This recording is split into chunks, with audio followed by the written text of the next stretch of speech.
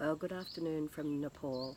I'm on my last few days of a journey throughout Nepal. I'm at the beautiful hill station of Nuwakot village at the famous farmhouse and just relaxing and chilling out before I fly back to Australia. We started in Kathmandu 5 weeks ago and vibrant Kathmandu as it's known and very bustling and many tourists there being a holiday season for both Nepalis and overseas students. And then after that, we went on to Madua village, and which is situated 8 hours drive out of Kathmandu on a very rough road. Sometimes it can take 10 hours depending on the road itself, but this time it did take 10 hours actually, and we were stuck a few times in mud and had to get out and chuck up the wheels and everything. So, but we finally made it to the village, and it was lovely to get back there. It's probably one of my most favourite places in Nepal, and you're interacting with the local people there. We support a couple of schools there, and we've rebuilt them after the earthquake, and I helped rebuild a few houses as well. So it's very rewarding every time I go back there to see my second family and friends and everything, and also to take my clients there to an experience another side of Nepal that most people don't get to see, and they love it when they're there, and it's in a rural area, um, very poor area, great views of Manaslu Mountain as well. And so we had about 4 days there and helping with the farming and doing some painting and rebuilding. And then we travelled overland then to Pokhara, which is situated on Fewer Lake. Pokhara's known for the start of the Annapurna circuit and Annapurna treks for most travellers.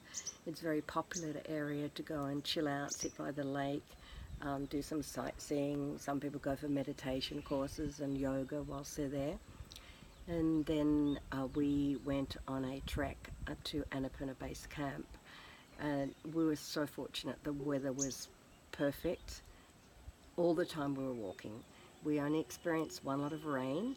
We seemed to get to the lodges before the thunderstorms would start up, and then the next morning the weather would be clear and beautiful pristine views of the magnificent Annapurna ranges. And that was an 11-day trek, and the clients just had a fabulous time, and we all made it to Annapurna Base Camp without any problems or any altitude problems or blisters or anything. So it was a rewarding experience for myself and everybody. And then we flew back to Kathmandu. The weather then wasn't so good. We started to get a lot of storms coming in. Weather's changing now because it's going into their summer. So they are getting a lot of rain. A lot of locals say that it's like monsoon at the moment, like early monsoon, but I think it's just a change of winter coming into summer. And so then we had a couple of more days in Kathmandu and went out on a lovely had a lovely farewell dinner at a local cultural dance hall restaurant, which was really very colourful, and you see the local people in their different castes and their different outfits all the way through the dancing theme. And there was even a yeti there prancing around the restaurant. It was quite funny actually. And now the group have gone home, and I've just come up here to the famous farmhouse to check it out for future visits for my clients. And from what I've seen now, I'm really impressed. We're up in the mountains, and it's nice and cool away from the smoke of the city and the traffic and the noise and everything.